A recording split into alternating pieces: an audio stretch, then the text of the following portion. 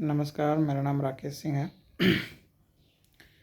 देखिए, ज़िंदगी का कोई भी फील्ड हो, चाहे बिजनेस हो, शेयर मार्केट हो, राजनीति हो, कुछ भी हो, पढ़ाई हो, महाभारत के कुछ कैरेक्टर्स हैं जिनसे हम कुछ ना कुछ ज़रूर सीख सकते हैं। मैं आपको 5-6 कैरेक्टर के बारे में बता रहा हूँ। अर्जुन अर्जुन से आप सीखिए किसी चीज़ पे फोकस करने के बारे में। वो कितना फोकस्ड थे अपने गोल पे, उनको चिड़िया का सिर्फ आँख दिखता था।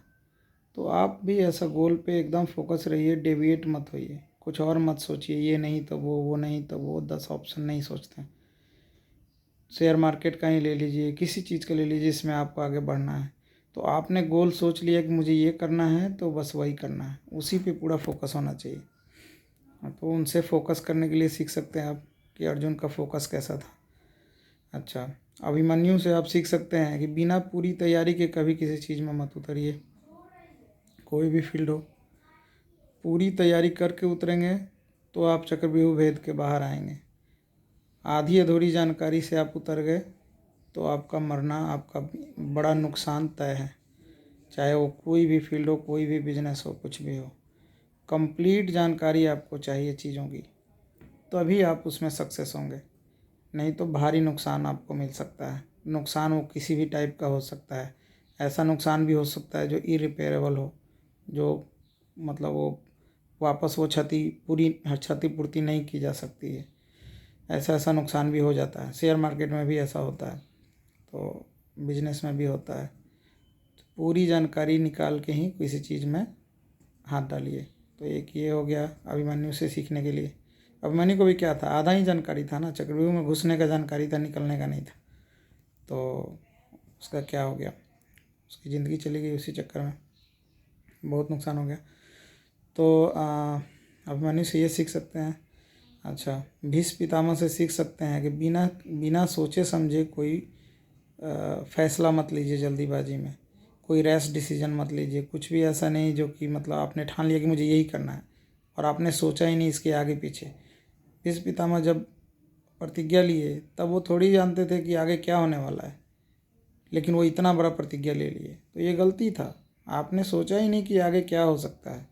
आपने जल्दीबाजी में इतना बड़ा प्रतिज्ञा ले लिया कि मैं शादी नहीं करूँगा, मेरा बच्चा नहीं होगा, जो आपका बच्चा होगा, मतलब वो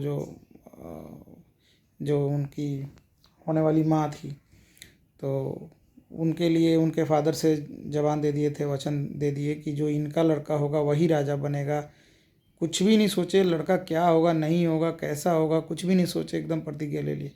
तो ऐसा कभी रैश डिसीजन मत लीजिए किसी भी चीज़ में, किसी भी फील्ड में, कि एकदम जो मन में आया वो डिसीजन ले लिया, एकदम वो पत्थर की लकीर बन गया। ऐसा नहीं है, इससे आपको नुकसान हो सकता है। फिर भीष्म पितामह को भी भारी नुकसान हुआ।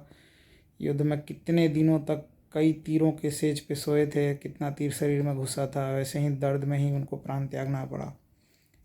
तो कभी भी रैश डिसीजन, हड़बड़ी में कोई डिसीजन मत लीजिए। कोई भी बड़ा फैसला लेने के पहले 10 बार सोचिए। अर्जुन के इसके दुर्योधन के कैरेक्टर से भी हम सीख सकते हैं। दुर्योधन जैसा कभी गलत दोस्त मत चुनिए। अपना मेंटर, अपना गाइड, अपना गुरु कभी गलत मत चुनिए, क्योंकि उसी के सिखाए, उसी के आइडिया पे आप काम करेंगे, और वही आदमी गलत निकला तो आपका भी गलत होना ही होना है। जैसे उसने शकुनी को चुना था। शकुनी हमेशा उल्टा पुल्टा ही दिमाग देता था, हमेशा गलत चीज़ करने के लिए उकसाता था।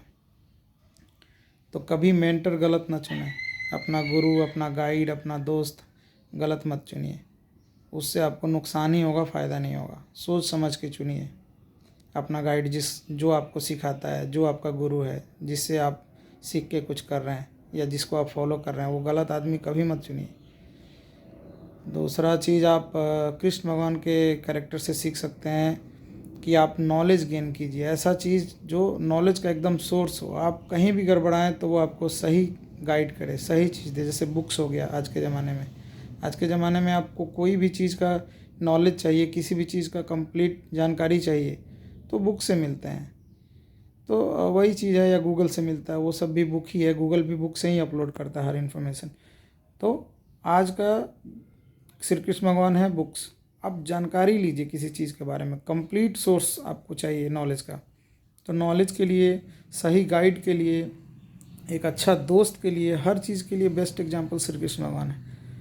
वो ऐसे दोस्त थे जो महाभारत का भीषण युद्ध चल रहा था उसमें भी दोस्त के साथ थे, उनको छोड़े नहीं, उनके साथ ही रथ पे हमेशा रहते थे। ऊपर से उनको गाइड भी करते थे, उनको वो नॉलेज देते थे जो उनके पास नहीं था। अर्जुन को हर नॉलेज भी देते थे, उनके पास इतना जानकारी था। तो आप ये 5-6 चीज़ें हैं जो आप महाभारत से भी सीख सकते हैं। मान लीजिए आप कोई भी बिजनेस करना चाहते हैं, शेयर का ही मान लीजिए, तो आपका एक गोल होना चाहिए ना कि आपको क्या करना है, किस में इन्वेस्ट करना है, कितने पैसे कमाने हैं, क्या है आपका प्लान, आपके पास कितना है। तो आपका एक फोकस्ड गोल होना चाहिए अर्जुन की तरह। वैसे ही आपका दुर्योधन की तरह कोई गलत दोस्त, कोई गलत गुरु नहीं होना चाहिए, नहीं तो आपको गलत जगह पे ले जाएगा। सोच समझ के दोस्त और गुरु बनाइए, गाइड बनाइए जिसको आप फॉलो करते हैं। कोई और आदमी को मान लीजिए देख के आप आगे बढ़ रहे हैं, तो वो आदमी कैसा है वो आप सोच समझ के बनाइए। इसे हड़बड़ी में कुछ मत कीजिए। भीष्म पितामह की तरह हड़बड़ी में डिसीजन मत लीजिए, ये कर लिया, वो कर लिया, ये फैसला ले लिया, ये खरीद लिया शेयर, वो कर दिया, ऐसा भी नहीं। पूरा सोच समझ के कीजिए, क्योंकि बाद में जाके आप किसी ट्रैप में फंस सकते हैं। आपने जल्दीबाजी में कोई शेयर 5 लाख का खरीद लिया, सोचा नहीं, अब वो आगे जाके उसका रेट पूरा गिर गया या वो बैंकक्रप्ट हो गया या कुछ भी हो गया तो आपका पूरा गया। वैसे ही आप अभिमन्यु से सीख सकते हैं। आधी अधूरी जानकारी के कारण अभिमन्यु का क्या हाल हुआ, पूरा जानकारी होता तो वो हाल नहीं होता। तो पूरा जानकारी लीजिए। युधिष्ठिर के कैरेक्टर से भी सीख सकते हैं। युधिष्ठिर के कैरेक्टर से आप सीखिए कि ना बोलना भी ज़रूरी होता है। ना बोलना सीखिए, कहाँ ना बोलना है, कहाँ हाँ बोलना है। हर चीज़ में हाँ नहीं बोल सकते हैं कि धृतराष्ट्र बुलाए जुआ खेलने तो भी पहुंच जाए, दुर्योधन बुलाए तो भी पहुंच जाए, शकुनी बुलाए तो भी पहुंच जाए, उसको पहले चलने का मौका दे। ये सब चीज़ें नहीं होती हैं। जो है फैक्ट वो जानिए। किसी को आप ज़रूरत से ज़्यादा लिबर्टी या आज़ादी मत दे दीजिए कि तुम बोलो, तुम करो, हम ठीक है, तुम ही शुरू करो। ऐसा नहीं होता है। हारते जा रहे हैं और ना नहीं बोल रहे हैं आप पूरा, ऐसा तो आप पूरा लूट जाएंगे या दुनिया आपको लूट लेगी। ना बोलना जो नहीं सीखा है उसको दुनिया पूरा लूट लेती है, उसके पास कुछ नहीं बचेगा। दुनिया पहले जैसी नहीं है धर्मात्मा महात्मा का। तो आपको ना बोलना सीखना पड़ेगा। युधिष्ठिर के कैरेक्टर से आपको ये सीखना पड़ेगा। वो ना नहीं बोल पाए और हारते हारते सब कुछ हार गए। एक बार जुआ से मिल भी गया था हारा हुआ चीज़, तो फिर दोबारा बुलाया गया तो दोबारा पहुंच गए, क्योंकि ये ना बोलना ही नहीं जानते थे। सबका इज्जत करते थे। अब वो बुलाए हैं तो कैसे मना करें, ये बुलाए हैं तो कैसे मना, ऐसे नहीं है। तो बिजनेस में भी आपको किसी को सामान दे रहे हैं, उधार दे रहे हैं, ये दे रहे हैं, उसमें आपको ना बोलना सीखना पड़ेगा। बुरा लगेगा तो लगेगा, कोई बात नहीं। वैसे ही कौन सा शेयर खरीदना है, कौन सा नहीं खरीदना है, इस पर आपको एकदम सटीक आपको ये करना पड़ेगा, फैसला लेना पड़ेगा। ये नहीं कि थोड़ा वो भी ले लेते हैं, थोड़ा ये भी ले लेते हैं, थोड़ा वो भी ले लेते हैं, ऐसे नहीं होगा।